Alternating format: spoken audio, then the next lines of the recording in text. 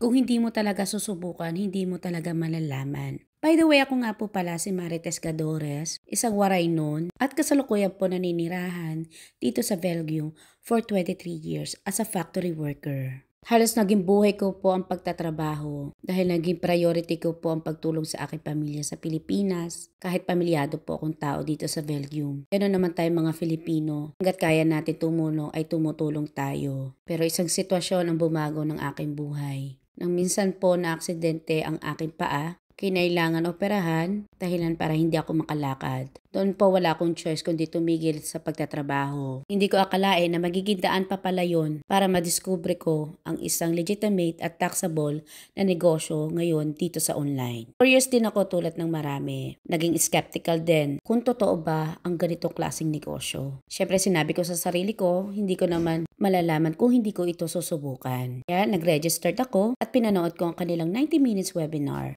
At dito ko nadiskubre na napakarami na palang Filipino ang nabago ang buhay sa loob at labas ng bansa. Dahil dito hindi mo naman kailangan ng experience para makapagsimula ng isang negosyo. At nag-generate siya habang nagpapagaling ako. Dahil hindi ko naman kailangan magbenta o mag-invite ng tao. Dahil system na ang gagawa nun para sa akin. Kaya kung sa tingin mo ay makakatulong ito sa'yo, i-message mo lamang ako at handa rin akong tulungan ka hanggang sa magtagumpay ka rin sa negosyong ito. So yun lamang po at maraming salamat and God bless you.